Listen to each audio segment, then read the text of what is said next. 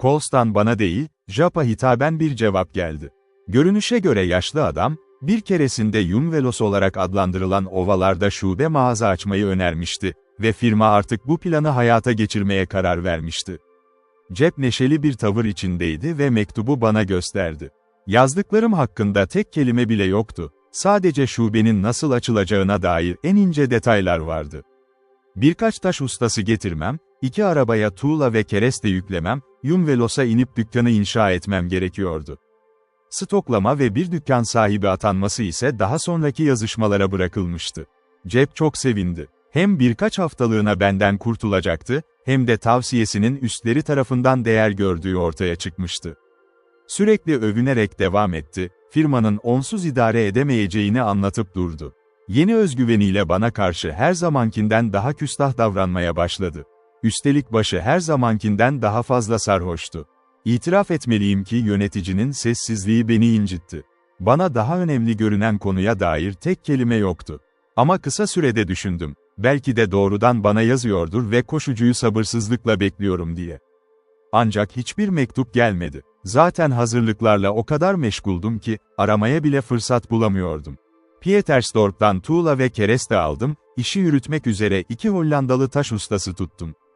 Skitola'nın kralına yakın bir yerdi. Bu yüzden yerli yardımcı bulmak da sorun olmayacaktı. Ticaret için gözlerim açık olduğundan, tek taşla 2 kuş öldürmeye karar verdim. O dönemde Yüksekveld'deki eski moda çiftçiler arasında yaygın bir gelenek vardı, sığırlarını kış otlaması için çalılık ovalara sürmek. Kızıl su korkusu yoktu, ovaların çimleri zengin ve yoğundu. Belirli bir günde büyük sürülerin geçtiğini ve sahiplerinin ailelerini arabalarla birlikte yolculuk ettiğini keşfetmiştim. Buna göre hafif bir kafile kurdum ve 2 arabam dolusu inşaat malzemeleriyle karavana katıldım. Yoldaki çiftçilere küçük lüks mallar satarak iyi bir ticaret yapabileceğimi umuyordum. Berg'den aşağı inmeye başladığımızda hava açık ve soğuktu. İlk başta ellerim, ağır vagonları korkunç uçurumdan aşağı indirme işiyle meşguldü. Tekerlekleri zincirlerle kilitledik, arkalarına fren görevi yapacak ağır ahşap kütükler bağladık. Neyse ki şoförlerim işlerini biliyordu. Ama yine de Boer vagonlarından biri kenardan bir tekerlek aldı ve onu geri almak için tam 10 erkek gerekti. Sonrasında yol daha kolaydı. Yavaşça açılan bir vadiye doğru kıvrılan patikada arabaların yanında sürdüm, hava o kadar müthişti ki kendi düşüncelerime daldım. Gökyüzü berrak maviydi, hava sıcaktı ama kış havasının toniklığını taşıyordu. Çalılıklardan binlerce aromatik koku yükseliyordu. Alaca, Kaffir kraliçeleri, adı verilen kuşlar patikada uçuşuyordu. Aşağıda, Klein Labongo yüzlerce şelale halinde köpürüp çalkalanıyordu. Öküzler yavaş ilerler, o geceyi Yumvelos'tan yarım günlük yürüyüş uzaklıkta geçirdik. Gün batımından önceki 1 saati Hollandalı çiftçilerle uzanıp sigara içerek geçirdim. İlk başta sessiz ve yabancıya şüpheli bakıyorlardı ama tağallarına akıcı konuştuğumu görünce kısa sürede iyi anlaştık. Yaklaşık 500 metre uzaktaki bir ağaçta siyah bir şey hakkında çıkan bir tartışmayı hatırlıyorum. Ben Asvogel sandım, başka biri Babun sandı. Bunun üzerine grubun en yaşlısı, Koetse adında bir çiftçi, tüfeği kaldırdı ve görünüşe göre nişan bile almadan ateş etti. O koyu nesne düşünce yanına koştuk, gerçekten de bir baviyandı. Kafasından vurulmuştu. Bir sonraki savaşta hangi taraftasın, diye sordu yaşlı adam. Ben de gülerek, seninki, dedim. Akşam yemeğinin ardından ateşin etrafında sigara içip sohbet ettik. Kadınlar ve çocuklar vagonların içine sıkışmıştı. Boerler dürüst ve dostça insanlardı. İskoç tarzında bir kase toddy hazırlayınca hepimiz mükemmel arkadaşlar olduk. Bana Jeb ile nasıl geçindiğimi sordular. Yaşlı Koetse cevap vermemden kurtardı beni. Sikelum, diyerek araya girdi. Dükkan sahibine neden itiraz ettiğini sordum. Yerlilerle çok fazla işi olduğunu söylemekten öteye geçmedi. Bir gün Bay Jap'ın kendisine kötü bir saban sattığını da ekledi. Avdan bahsettik, uzun hikayeler dinledim. Limpopo'da, Meşanıl'ında, Sabi ve Lebombo'da geçen maceralar. Sonra siyasete kaydık ve yeni arazi vergisine yönelik şiddetli eleştiriler dinledim. Bunlar eski sakinlerdi, belki değerli bir şey öğrenebilirdim. Çok dikkatli bir şekilde, Durban'da büyük bir büyücünün varlığından haberdar olduğumu söyledim. Berg'de bir yerde yaşadığını duymuştum ve kimsenin onu tanıyıp tanımadığını sordum. Başlarını salladılar. Yerlilerin büyücülükten ve büyüden bir papazdan ya da polisten çok daha fazla korktuğunu söylediler. Tam o sırada sağır olan yaşlı Coetzee içeri girdi ve soruyu tekrar etmemi istedi. "Evet," dedi, "biliyorum. Ruirand'da, orada bir şeytan yaşıyor. Ondan başka bir şey alamadım. Sadece orada kesinlikle müthiş bir şeyin var olduğunu söyledi. Büyük babası ve babası görmüştü. Kendisi de çocukken avlanmaya gittiğinde korkunç gürültüler duymuştu. Daha fazla açıklamak istemedi ve yatağa gitti. Sessizlik. Ertesi sabah Sikitola'nın kralına yakın, çiftçilere veda ettim. 3 hafta boyunca arabamın bir mağazaya dönüşeceğini, erzak ihtiyacı olanların bana gelebileceğini söyledim.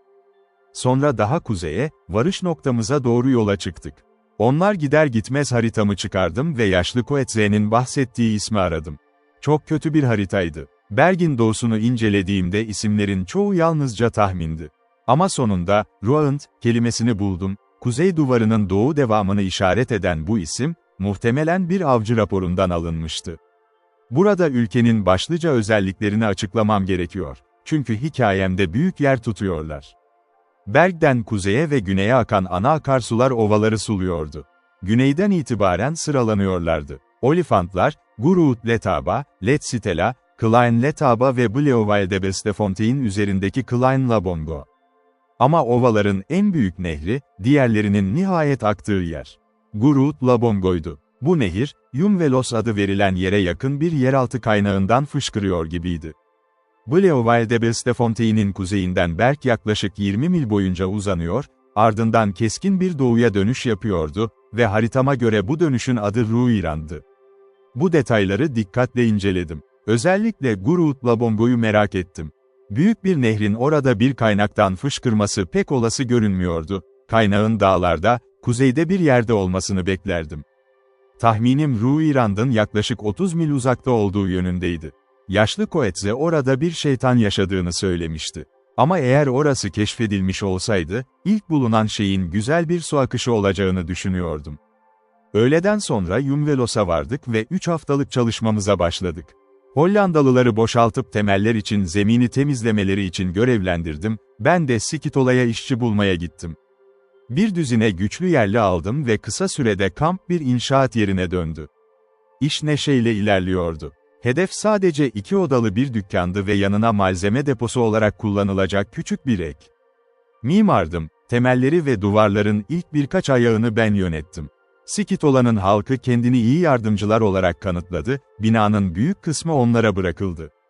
Hollandalılar ise marangozlukla uğraşıyordu. Tuğlalar bitmeden önce Labongo kıyısında yeni tuğla yapımına başlamak zorunda kaldık. Bu da yapıya tuhaf, pıtrak bir görünüm kazandırdı. Pek marangoz sayılmazdım ve bensiz de yeterince inşaatçı vardı. Bu yüzden elimde oldukça fazla boş zaman kaldı. Önce Nahtmaal'da dükkan işlettim ama Hollandalı çiftçilere ve yerlilere malları kısa sürede tükendi. Daha fazlasını almak için geri dönmeyi düşündüm. Sonra aklıma geldi. Bu boş zamanı Ruirand'ı keşfetmek için kullanabilirdim. Kuzeyde dağ duvarını oldukça net görebiliyordum, kolay bir günlük yolculuk mesafesindeydi. Bir sabah 1 ya da 2 günlük yiyecek hazırladım, uyku tulumunu eğere bağladım ve keşfe çıktım. Hollandalıların yaşlısı olan ustabaşını da yokluğumda görev başında bıraktım. Sonsuz zeytin yeşili çalılıklar arasında yerli patikada at sürmek çok sıcaktı. Ama yolunu kaybetme korkusu yoktu. Ruand önde çok net duruyordu.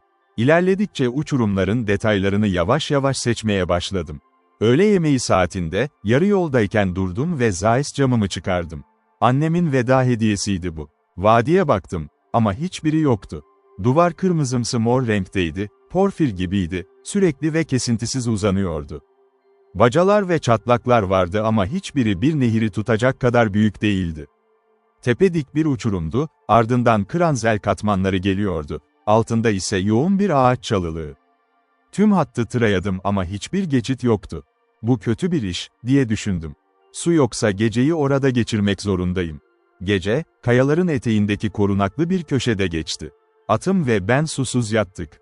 Akşam yemeğim biraz kuru üzüm ve bisküviydi, susuzluğumu artırma riskine girmek istemedim. Muhteşem bir kaya bankı bulmuştum, çimenler taze görünüyordu ama su işareti yoktu. Bir dere yatağı bile yoktu. Sabah zor bir sorunla karşılaştım. Ya su bulacaktım, ya da eve geri dönecektim. Yeterince zamanım vardı geri dönmek için. Ama bunu yapmamaya kararlıydım. Bu kırmızı kayalıklara ne kadar çok bakarsam, sırlarını ortaya çıkarmaya o kadar hevesli oluyordum. Bir yerde su olmalıydı. Yoksa bu yemyeşil bitki örtüsü nereden geliyordu? Atım bir Wild Pony'ydi, bu yüzden serbest bıraktım ve ne yapacağını gördüm. Yumvelos'un yoluna geri döndü. Bu kötü bir işaretti. Demek ki uçurum cephesinde su kokusu yoktu. Eğer kaynak bulacaksam zirveye çıkmam ve biraz dağcılık denemem gerekiyordu. Cesaretimi iki elime aldım. Pony'm yiyecek verdim ve onu eve dönüş yoluna çıkardım. 4 ya da 5 saat içinde geri dönerdi ve gündüz vahşi hayvanlar pek sorun etmezdi. Uyku tulumunu eğere bağlamış, yanıma 2 günlük yiyecek almıştım. Hollandalı ustabaşına da bir mektup takmıştım. Akşam beni almak için atlı bir yerli göndermesini söylemiştim. Sonra bir baca aramaya koyuldum. Çocukluğumda Kirkapel kayalıklarında geçirdiğim zamanlar beni iyi bir kayalık tırmanıcısı yapmıştı. Ruirand'ın porfiri mükemmel tutuşlar sağlıyordu. Ama uçurum boyunca kilometrelerce yürüdüm ve ancak sonunda uygulanabilir bir yol bulabildim. Önce alt bölgedeki yoğun çalılıklardan geçmek zorundaydım. Her türlü diken çalı tenimi bekliyordu, sürüngüler ayağıma dolanıyordu, yüksek ağaçlar ışığı kesiyordu. Sürekli bir kara mambanın bu karmaşadan fırlayacağından korkuyordum. Çok sıcaktı, çay damlacıkları dokunduğum her çalılıktan fışkırıyordu. Susuzluktan dilim damağıma yapışıyordu. İlk denediğim baca tamamen yok oldu ve tehlikeli bir iniş yapmak zorunda kaldım. İkincisi derin bir yarıktı ama çok tıkandı, neredeyse kendimi mahvetmeden bıraktım. Hala doğuya doğru ilerliyordum. Sonunda eğimli bir çıkıntı buldum. Beni küçük bir platforma götürdü ve oradan bir çatlak uzanıyordu. İçinde küçük bir ağaç büyüyordu. Gözlüğüm bana o ağacın ötesindeki çatlağın genişlediğini gösterdi, açıkça tanımlanmış bir baca oluşturuyordu ve bu baca tepeye açılıyordu. Eğer bir kez o ağaca ulaşabilirsem, diye düşündüm. Savaş kazanılmış demekti. Çatlak sadece birkaç santimdi, bir kol ve bir ayağın girebileceği kadar. Dik kaya boyunca eğimli bir şekilde yukarı uzanıyordu. Ne kadar kötü olduğunu ancak girerken fark ettim, geri dönmek artık çok zordu. Sonra ayağım sıkıştı. Durdum. Bacaklarım ve kollarım hızla kramp almaya başlıyordu. Batıya baktığımı hatırlıyorum. Terin gözlerimin içine damladığı o anda, 1 metre uzakta, sanki yerinden kopmamış gibi duran bir uçurum parçası gördüm. İçinde bir kıvrım vardı. Kıvrımın karanlığı bana derin ve dar bir vadinin varlığını hissettiriyordu. Ama bunu düşünmeye vaktim yoktu. Tam ortasında sıkışmıştım ve çabucak hareket etmem gerekiyordu. Büyük bir çabayla başımın üstünde bir taş buldum ve ayağımı zorla serbest bırakmayı başardım. Sonraki birkaç yard daha kolaydı, ta ki yeniden takılana kadar. Çatlak aniden sığlaşmıştı, uçurum üstümde kabarmıştı. Neredeyse umudumu kaybediyordum, ta ki başımın yaklaşık 1 metre üstünde büyüyen o ağacı görene kadar. Eğer ona ulaşıp dışarı çıkabilseydim, kendimi yukarı çekebilirdim. İtiraf etmeliyim, tüm cesaretime ihtiyacım vardı. Ağacın gevşek olabileceğini bilmiyordum. Onunla birlikte 30 metre aşağı çakılabilirdim. Ama tek umudum buydu. Dişlerimi sıkıştırdım ve birkaç santim yukarı kıpırdayarak ona tutundum. Tanrı'ya şükür ki dayandı. Büyük bir çabayla omzumu kenarın üzerinden geçirdim ve özgürce nefes aldım. Ayağa kalkıp etrafa baktığımda harika bir manzara gördüm. Yüksek veld gibi bir platoydu, sadece eğrelti otları ve küçük çalılıklarla kaplıydı. Yerden 3 ya da 4000 metre yukarıda yükseliyordu. Sığ bir vadi açılıyordu ama ön planda, yarım mil kadar uzakta, güneşte parıldayan bir göl vardı. Koşarken gözlerimi kıstım. Bir serap mı? Hayır. Gerçek bir göldü. Belki 3 millik çevresi olan, Brecon saçaklı kıyıları olan, beyaz çakıllardan oluşan ve berrak derin mavi suları olan gerçek bir göl. Doydum, sonra soyunup o kutsal sulara daldım. Sonrasında öğle yemeği yedim ve düz bir kayada güneşlendim. Labongo'nun kaynağını buldum, dedim kendi kendime. Kraliyet Coğrafya Derneği'ne yazacağım, bana bir madalya verecekler. Gölün etrafında bir çıkış aramak için dolaştım. Kuzey ucundan güzel bir dağ deresi geliyordu. Güney ucunda ise gerçekten önemli bir nehir aşağı akıyordu. Keşif tutkum 2 katına çıktı ve beklenti dolu bir çılgınlık içinde onun seyrini takip ettim. Soylu bir dereydi. Kristal gibi berraktı. Yumvelos'taki çamurlu tropikal Labongo'dan çok farklıydı. Aniden, Gölden yaklaşık çeyrek mil uzakta, toprak sanki nehrin altında büyüyormuş gibiydi. Bir girdap oluştu, boş, uğultulu bir kükremeyle büyük bir çukura kayboldu. Birkaç adım attım, ayaklarımın altından en tuhaf sesler yükseldi. Derin, inleyen bir uğultu. O zaman anladım, yaşlı Coetze'nin bahsettiği şeytanın ta kendisiydi bu. Ruiran'da uluyup duran ses. Uçurumun kenarına kadar yürüseydim belki çok daha fazlasını öğrenebilirdim. Ama düşüşün verdiği yorgunluk üzerime çökmüştü ve o muhteşem çatlaktan bir daha inmeyeceğime karar verdim. Daha iyi bir yol aramak için tepe boyunca doğuya doğru devam ettim. Bir tane buldum, 1 mil daha ileride. Kolay değildi ama kendine özgü tehlikeleri yoktu. Ancak enkaz yığınlarının korkunç gevşekliği zordu. Sonunda aşağı indiğimde gün batımına yaklaşıyordu. Beni bulmak için yerli çocuğun ve 2 atın beklediğini umuyordum. Ama korkarım ki orada hiçbir iz yoktu. Öyleyse en iyisini yapayım dedim. Akşam yemeği yedim, pipomu içtim ve kayaların arasındaki bir çukurda çok soğuk bir geceyi geçirdim. Şafakta kalktım. Sert ve soğuktu. Kahvaltıda birkaç kuru üzüm. At izi yoktu. Bu yüzden zamanı dünkü o korkunç çatlaktan gördüğüm kıvrımı, o vadi gibi görünen yeri aramaya harcamaya karar verdim. Zor bir işti. Uçurumun yan tarafını görebilmek için alt bölgedeki çalılıklara yeniden tırmanmak zorunda kaldım. Sonunda yönümü buldum ve çalılıklar arasında yolu seçtim. Sonra aşağı inip batıya yürüdüm. Aniden en garip bir ses duydum. Kayaların içinden geliyordu. Derin, boğuk bir inleme, o kadar ürkütücü, o kadar dünya dışı ki olduğum yerde dona kaldım ve titredim. Sonra dünkü nehri hatırladım. Yerin altına daldığı yer tam üstte olmalıydı. Ve şafak sessizliğinde ses doğal olarak çok daha yüksek geliyordu. Yaşlı Coetze'nin şeytan korkusuna şaşmamak gerekirdi. Bana Marmon'daki dizeleri hatırlattı. Sanki bir şeytanın yeraltı mağarasına mahkum edilmiş gibi. Büyücünün büyüsüyle hapsedilmiş. Karanlık kayayı inleme ve bağırışlarla sallıyor. Sese hayranlıkla ayakta dururken uçurumlardan bir figürün yaklaştığını gördüm. Siper içindeydim, fark edilmemiştim. Çok yaşlı bir adamdı. Çok uzun ama omuzları eğilmişti. Başı öne eğik, yavaşça yürüyordu. 30 metre uzakta olamazdı. Yüzünü net gördüm. Yerliydi. Ama daha önce hiç karşılaşmadığım türden. Göğsüne uzun beyaz bir sakal düşüyordu. Muhteşem bir leopar derisi karos omuzlarını örtüyordu. Yüzü dikişli, çizgili ve küçülmüştü, zamanın kendisi kadar eski görünüyordu. Çok dikkatli bir şekilde sessizce peşinden yürüdüm. Kendimi uçurumun karşısındaki vadinin önünde buldum. Ormanda açık bir yol vardı. Pek çok ayağın geçtiği, pürüzsüz bir patika. Onu çalılıklar arasında ve çay sürüleri üzerinden takip ettim. Ta ki vadinin derinliklerine döndü ve durdu. Önünde dik bir kaya parçası vardı. Yukarıda vadi daha karanlık ve daha derindi. Ama yolu kesen büyük bir kaya levhası vardı. Yanları inceledim.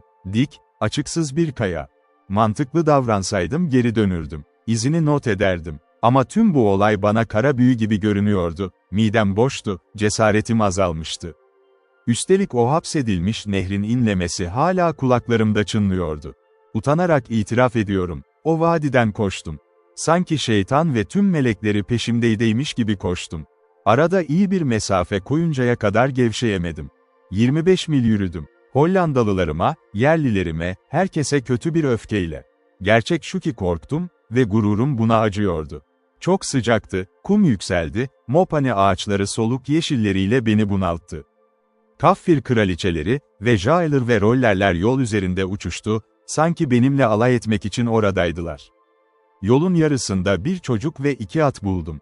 Görünüşe göre atım tam olarak eve dönmüştü ve çocuk beni almak için gönderilmişti. Ama gün batımından önce yarı yolda kalmış ve orada beklemiş. Çocuktan öğrendim ki Ruiran'da yaklaşmaktan ölümüne korkmuştu. Lanetliydi oraları, dedi. Şeytanların yuvasıydı. Yalnızca büyücüler oraya yaklaşırdı. Onu suçlayamıyordum. Kendim de itiraf etmek zorundaydım. O gizemli ülkenin izini bulmuştum nihayet. Ama takip etmeye cesaretim olup olmadığını ciddi düşünmeye başladım. Bir hafta sonra inşaat işi bitti.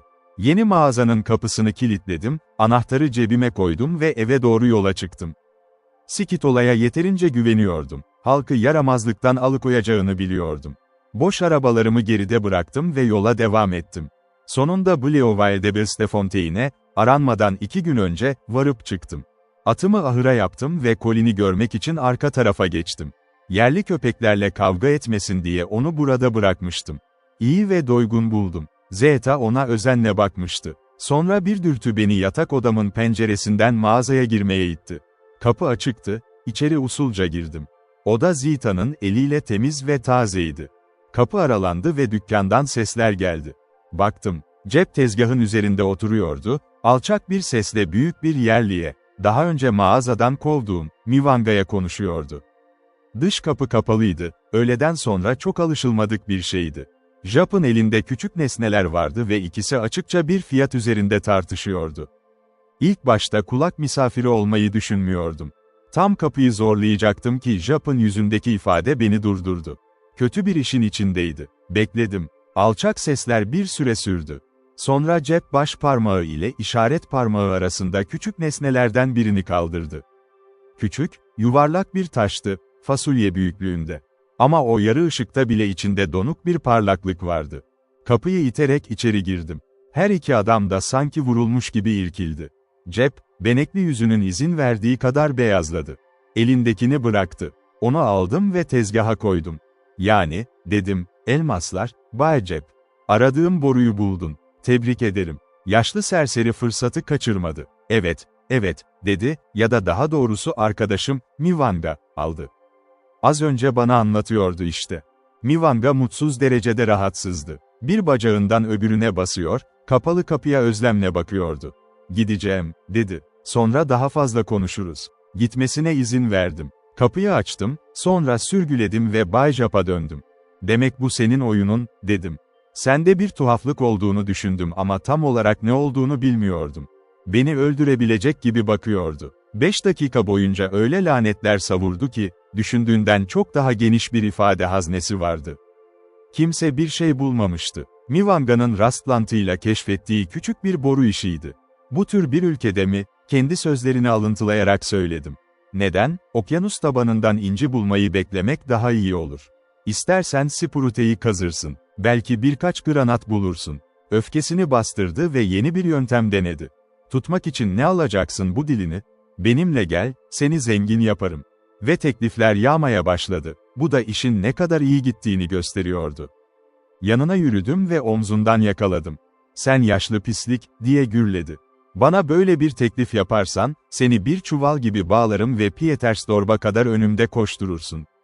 Bunun üzerine çöktü ve dökümlü gözyaşları döktü. İğrenç bir manzaraydı. Her zaman dürüstçe yaşadığını söyledi. Gri saçlarının rezil edileceğini bilmek kalbini kırıyordu. Ellerini yüzünde sallayarak oturuyor, ama parmaklarının arasından gözleriyle beni izleyip bir sonraki hamlemi beklediğini görebiliyordum. Bakın, Bay Cep, dedim. Ben polis casusu değilim ve bu benim sana karşı bilgi verme niyetim yok. Seni hapisten korumaya hazırım, ama kendi şartlarımla. Birincisi, bu işi bırakıp ayrılacaksın. Bay Collis'a benim dikte ettiğim bir mektup yazacaksın ve işi artık kaldıramayacağını bildireceksin. İkincisi, burada kaldığın sürece elmas işleri tamamen duracak. Mivanga ya da onun gibi biri mağazaya girerse ve ticaret izine dair en ufak bir şüphe duyarsam, seni Pietersdorp'a götürürüm. Adım bu pislikle aynı yerde anılmayacak. Üçüncüsü, ayrıldığında uzak dur. Bleovalde-Bestefontaine'e 20 mil yaklaşırsan, bırakmam. İnledi, kıpırdandı. Ama sonunda kabul etti. Mektubu kendisi yazdı, ben de gönderdim. O yaşlı sahtekara hiç acımadım. Firmanın işlerinin bu kadar kötü gitmiş olmasına artık şaşırmıyordum, zamanının çoğunu yerli elmas hırsızlarından taş alıp satmaya harcıyordu. Bu sır ona, Mivanga gibi serseri kaffirlerin elinde oyuncak olmasını sağlıyordu. Sonra odamı değiştirdim. Bay Wardlow'un daha önce teklif ettiği boş bir odası vardı. Bu sefer kabul ettim.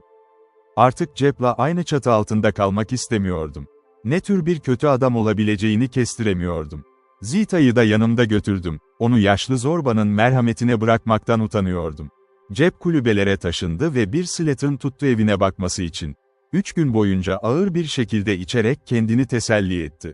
O gece Bay Wardlow ile oturma odasında sigara içip oturduk. Ocakta bir karşılama ateşi yanıyordu. Berg'deki geceler serindi. O günkü sohbet tuhaf bir yöne döndü. Wardlow, dediğim gibi, kaffir dillerine köle gibi çalışıyordu. Ben kendimi anlatacak kadar Zulu konuşabiliyordum. Ama Wardlow gerçek bir akademisyen gibi her şeyi biliyordu. Dil bilgisi, lehçeler, yerli tarih. Chaka, Mo-Silikatse ve Mo-Shesh'in eylemlerini ezbere bilirdi. Misyonerlerden kitap ödünç alır, maaşının yarısını yenilerini satın almaya harcardı. O gece koltuğunda oturup nefes alırken Monomotapa adında biri hakkında hikayeler anlatıyordu. Görünüşe göre büyük bir siyah imparatordu. Portekizliler onu 16. yüzyılda keşfetmişti. Kuzey Meşanılı'nda yaşarmış, altın dolu bir dağa sahipmiş. Portekizliler ondan pek bir şey kazanamamış ama oğlunu alıp rahip yapmışlar. Wardlow'a muhtemelen sadece küçük bir şef olduğunu söyledim. Ama okul öğretmeni bunu kabul etmedi.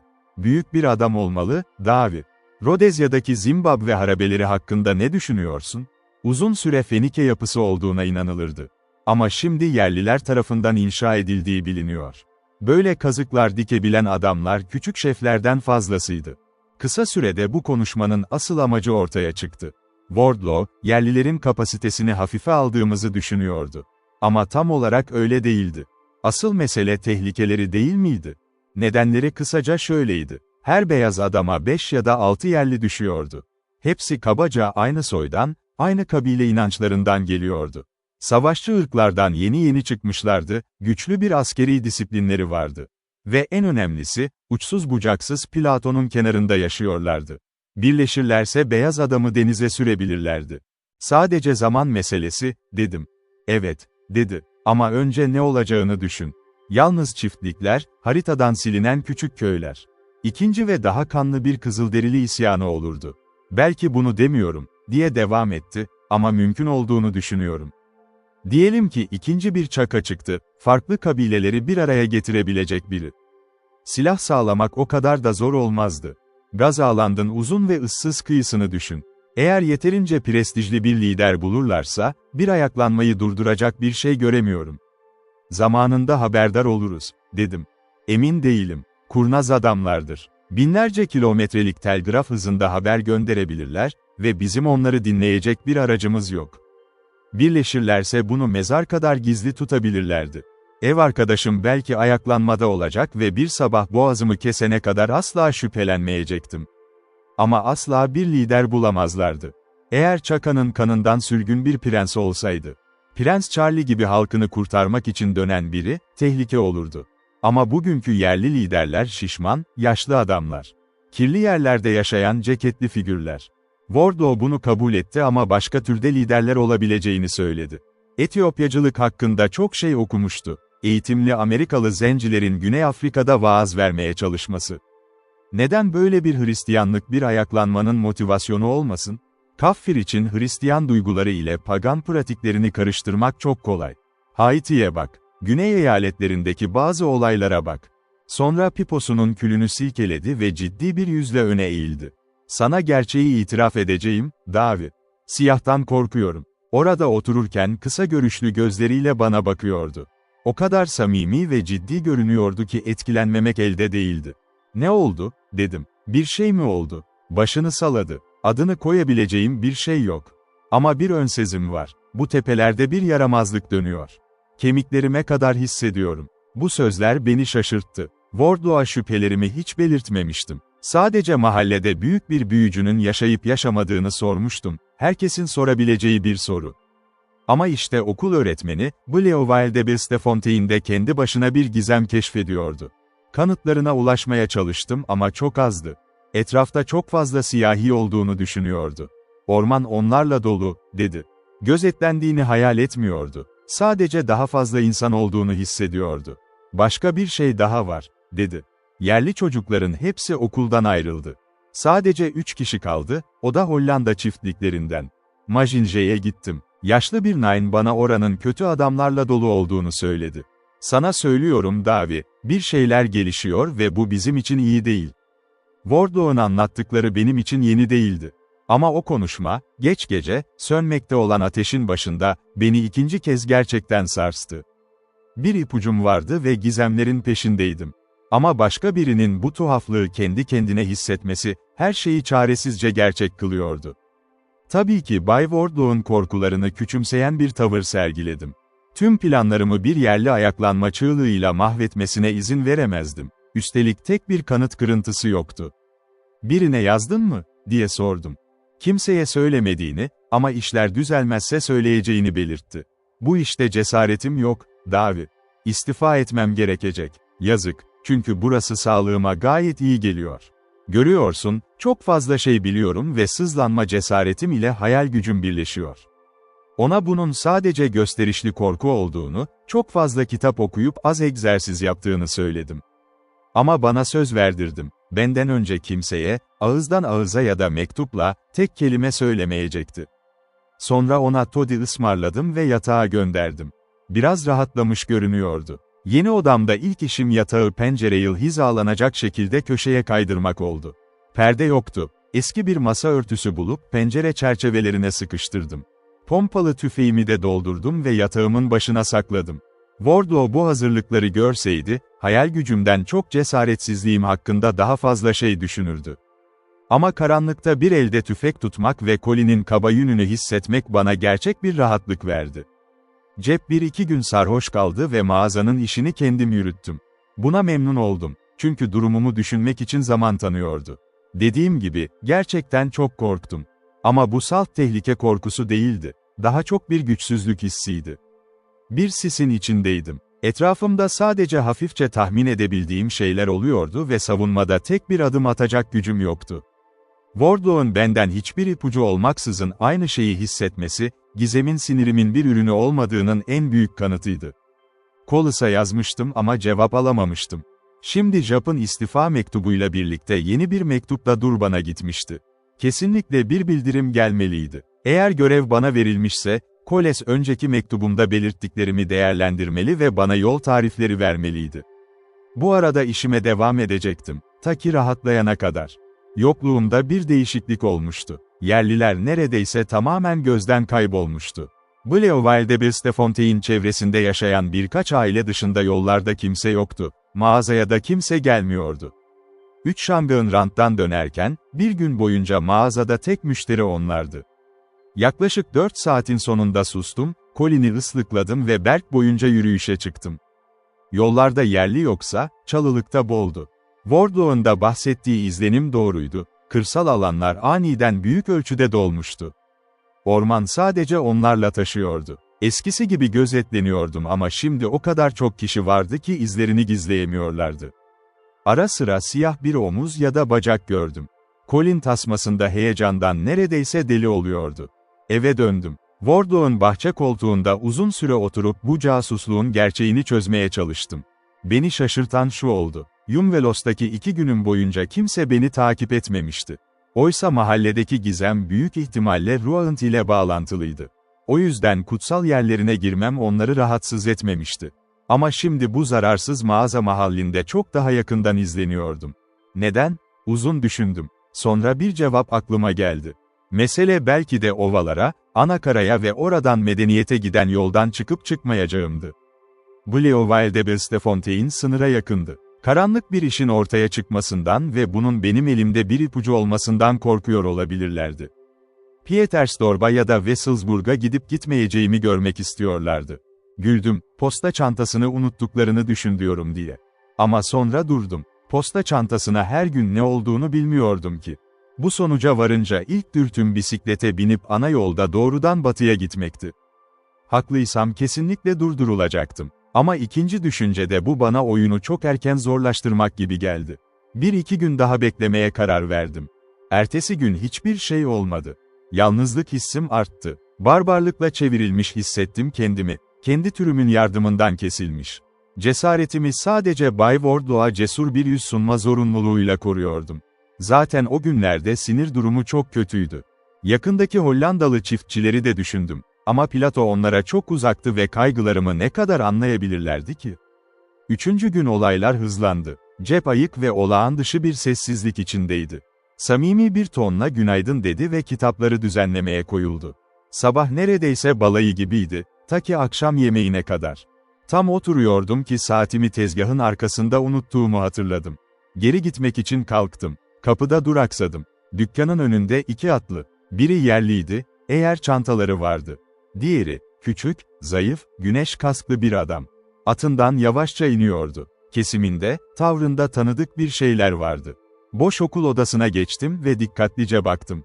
Adam yarı dönüp dizginini Kaffir'e verirken yüzünü gördüm. Eski gemi arkadaşım Henrik. Merakım ateşe döndü. İlk dürtüm içeri yürüyüp Cep ile Henrikes'in arasına girmekti. Ama şansıma, bekledim. Henrik yüzümü tanıyor olabilirdi. Artık sakalım yoktu ama beni tanımış olsaydı, kötü adamlardan biri ise, burada olduğumu öğrenmek ona çok işine yarardı. Bunun yerine beklersem belki duyacaklarım çok daha değerliydi. Arkadan sızmayı düşündüm. Ama her iki yönde de Kaffir'in atlarla tam görüş alanındaydım. Mağazada çıplak bir alandaydı. Sonuçta gözlüğümü aldım ve pencereye taktım. Karanlıkta Henrikes'in bacaklarını gördüm. Tezgahın yanında duruyordu ve Cep ile konuşuyordu. Sonra kapıyı kapattı ve odaya geçtiler. Oyun artık benim eski odamın ötesinde oynanacaktı. Bu dayanabileceğimden fazlaydı. Arka kapıdan çıktım ve yamaçtaki en yoğun çalılığa daldım. Fikrim yolun karşısına geçmek, derenin döküldüğü noktaya inmek ve oradan su kenarından hızla yukarı çıkarak arka girişi sağlamaktı. Mümkün olduğunca hızlı çalılıkları yararak ilerledim. Yaklaşık çeyrek saatte istediğim noktaya ulaştım. Yola doğru ilerlediğimde, uzaktaki çalılıklardan at sesi geldi ve irkilip baktım. Henrik ve Kaffir takipçisi, ovalara doğru, iyi bir tempoda gidiyorlardı. Uzun süredir ertelediğim yemeğe döndüm. Acıyla ve küçük bir alaycılıkla. Ne konuşurlarsa konuşsunlar, fazla uzamamıştı. O öğleden sonra mağazada Jap'a rahatça ziyaretçiler gördüğümü söyledim. Yaşlı adam bana açıkça baktı. "Evet, Bay Hendriks'ti," dedi.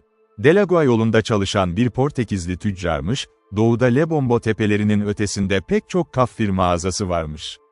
Her geçişinde Jap'a uğrarlarmış. "Yatak odanıza aldığınız her adamla kapıyı kapatır mısınız?" dedim. Cep renk attı ve dudakları titredi. "Tanrı'ya yemin ederim, Bay Crawford, hiçbir yanlış yapmadım. Size verdiğim sözü tuttum. Evet, daha önce Hendrix ile elmas ticareti yaptım. Ama bugün sorduğunda işin biteceğini söyledim. Onu sadece bir içki vermek için içeri aldım. Brandy sever, dükkanda yok." Jap'a hiç tam güvenmiyordum. Ama bu sefer doğruyu söylüyordu. "Adam ne haberi getirdi?" dedim. "Tam bilmiyorum," dedi Cep. "Hep somurtkan ve az konuşan biridir. Ama tuhaf bir şey söyledi. Emekli olup olmayacağımı sordu. Evet, deyince, bunu çok uzun süre geciktirdiğimi söyledi. Her zamanki kadar sağlıklıyım, dedim. O da o kirli Portekizli tarzında güldü. Evet Bay Cep, dedi, ama ülke o kadar sağlıklı değil. Ne demek istedi acaba? Gözlerine bakılırsa aylar içinde Blackwater'dan ölecek. Bu konuşma Cep hakkında beni tatmin etti. Açıkça benden korkuyordu ve şimdilik eski alışkanlıklarına dönmeye isteksizdi. Ama öğleden sonranın geri kalanı, varlığımın en berbat saatlerinden biriydi. Gün gibi açıktı. Ciddi bir belaya girecektik ve yalnızca bende bir ipucu vardı. Henrikes'in ziyareti son parçaydı. Büyük bir şeyin patlak vermek üzere olduğu belliydi. Bu patlamanın kan ve yıkım anlamına geleceğini düşünüyordum. Ama kesin olarak bildiğim hiçbir şey yoktu. Bir İngiliz ordusunun komutanı gelseydi yardım teklif etseydi, hiçbir şey yapamazdım. Sadece beklemesini söylerdim. Benden başka kimseler de bu işten nasibini alabilirdi. Wardlaw, Cep, daha nicesi. Ama ne olduğunu tam anlayamıyordum. Korkunç derecede korkuyordum. Yalnızca ölümden değil, erkekçe bir rol oynayamamaktan. Yardım şansı yoktu. Haftalarca önce Lourenço Marquez'de aitken yazmadığım için kendime lanet ettim. Sözünü tutan türden bir adamdı. Gel diyebilirdim. Öğleden sonra geç saatlerde Wardlaw'u yürüyüşe çıkardım. Yanında neşeli bir yüz takınmaya çalıştım ve bu sahte neşenin bana iyi geldiğine inanıyorum. Berge doğru, kopmuş ormanlar ve Esenwood korulukları arasındaki patikada yürüdük. Orman daha boş görünüyordu. Gözetçiler sanki azalmıştı. Güzel bir akşamdı. Berrak kokusu ormanı sarmıştı ve Berk, çalılığın üzerinde büyük bir gemi gibi yükseliyordu. Platoya ulaşınca güneşin battığını gördük, uzak mavi zirveler arasında, Makapan ülkesinde. Durdum ve baktım. Güzel ama ıssız. Tam o anda tuhaf bir ses kulaklarımıza çarptı. Kuzeyde çok yukarıdan başlayan, kum üzerinde kırılıcı gibi alçak bir yuvarlanma. Sonra yükseldi, ani ve sert spazmlarla büyüdü. Kirkaple'daki çukurları hatırlattı bana. Ses güneye geçtikçe yavaşladı ama yeni notalar sürekli ortaya çıkıyordu. Bazen sert kayadan gelen yankı, bazen ormanın derin karanlığından yükselen uğultu. Daha ürkütücü bir şey duymamıştım. Ne doğal ne de insani görünüyordu. Dünyanın sesi gibiydi, insanın görüşünden ve işitmesinden gizlenen bir dünyanın. Bay Wardlow kolumu tuttu. O anda anladım. Yerli davullar. Uzak kuzeyden iletilen bir mesaj, Berg'in en yoğun olduğu yerlere, büyük siyah güney nüfusuna ulaşıyordu. "Ama bu savaş demek," diye bağırdı Bay Wardlow. "Böyle bir şey ifade etmiyor," dedim kısaca. "Haber iletme biçimleri bu. Hava değişikliği ya da sığır salgını olabilir." Eve döndüğümüzde Jap'ı kağıt gibi beyaz bir yüzle bulduk. "Davulları duydun mu?" diye sordu. "Evet. Peki ya onlar?" "Tanrı seni cahil bir Britanyalı için affetsin," diye neredeyse bağırdı. Her gece davul çalınırdı buralarda. Ama böyle bir davul çalmayı yalnızca bir kez daha duymuştum. 79'da Zeti Vadisi'nde. Ertesi gün ne oldu biliyor musun? Cetuvion'un impisi tepelerin üzerinden geldi ve 1 saat içinde o vadide tek bir beyaz ruh kalmadı. 2 adam kaçtı. Birinin adı Peter Cep'ti. Sessizlik. "O zaman Tanrı'nın ellerindeyiz," dedim sakin bir sesle ve onun isteğini bekleyeceğiz. O gece Wardlow ile ben uyku bulamadık. Pencereleri barikat altına aldık, tüm silahlarımızı doldurduk ve erken uyarı için Colin'e güvendik. Akşam yemeğinden önce Jap'ı da yanımıza almaya gittim. Ama yaşlı adam şişeye sarılmış, kapı pencere açık, derin bir uykuya batmıştı. Ölümün kesin olduğuna karar verdim. Ama kalbim buna inanmıyordu. Hatta davulları duyduğumdan beri garip bir şekilde daha neşeliydim. Bu artık benim gücümün ötesindeydi. Olayların akışını durduracak hiçbir şey yoktu. Düşüncelerim bir yerli ayaklanmaya dönüyor, sonra bunun ne kadar az ihtimal olduğunu kendime tekrar söylüyordum. Bu tartışmalar beni şafak sökmeden uykuya soktu. 8'de uyandım. Hiçbir şey olmamıştı. Açık bir sabah, güneş ışığı Bleuval de Bestefontaine'i bir rüyanın yeri gibi aydınlatıyordu. Zeta kahvemi getirdi. Pipom tatlı kokuyordu. Berg'in temiz havası alnıma üflendi. Dükkana oldukça iyi bir ruhla gittim ve Wardlow'u tövbe mezmurları ile baş başa bıraktım. Posta her zamanki gibi gelmişti. Ve bir özel mektup vardı, firma zarfıyla. Heyecanla açtım. İçinde Coles'un imzası olan firma kağıdından bir sayfa vardı. Ama o imzanın altına kalemle birisi 5 kelime yazmıştı. "Bullsbok yol değiştiriyor." Jap'ın kendini boğmadığından emin olmak için baktım. Sonra dükkanı kapattım ve odama döndüm. Bu Coles'tan gelmişti, şüphesiz. Durba'nın özel notuydu ve Coles'un imzası vardı. Ama kalem farklı bir elden çıkmıştı. Demek ki biri bana mesaj göndermek istemişti. Coles'tan imzalı bir kağıt alarak. Bu karalama, mektubuma verilen cevaptı. Tartışmam şöyleydi. Eğer bu bilinmeyen kişi bana mesaj göndermeyi uygun gördüyse, bu yalnızca bir uyarı olamazdı. Coles'a mektubumu yazdığımı biliyordu. Beni uyarılmış ve Bleuval de Bestefontaine'de her şeye yakın biri olarak değerlendiriyor olmalıydı. Bu nedenle mesaj bir şifreydi, tekrar duyduğumda tanıyacağım bir şifre. Bu karalama beni nasıl cesaretlendirdi, anlatamam. Artık o ezici yalnızlığı hissetmiyordum. Sırda yanımda başkaları vardı. Yardım yoldaydı ve bu mesaj ilk haberdi. Ama ne kadar yakındı? İlk kez aklıma geldi, posta damgasına bakmak. Geri döndüm, zarfı çöpten çıkardım. Posta damgası Durban değildi. Pool Cape Colony Pool'uydu ve yalnızca 3 harf okunabiliyordu. T, R, S. Hiçbir ipucu yoktu. Zarfı çevirdim. Teslimat noktasının posta damgası yoktu. Diğer mektuplara baktım, hepsinde Pietersdorp yazıyordu büyük siyah harflerle. Ama bu zarfın üzerinde yalnızca Pool vardı. Birkaç dakika sonra açıklama aklıma geldi. Mektup hiç postalanmamıştı. Pool sahteydi, eski bir zarftan alınmıştı. Tek bir yol vardı bu mektubun buraya gelmesi için, posta çantasına konmuş olmalıydı. Demek ki bilinmeyen arkadaşım 80 mil uzakta değildi. Çok daha yakındaydı. Postacıyı aramak için aceleyle çıktım. Ama 1 saat önce dönmüştü. Başka çare yoktu, beklemekten başka. O öğleden sonra yine Wardlow'u yürüyüşe çıkardım. İşim her zaman böyledir. Pratikte gerekenden fazlasını kimseye anlatmam. Aylarca bilgimi kendime sakladım, kimseye tek kelime etmedim.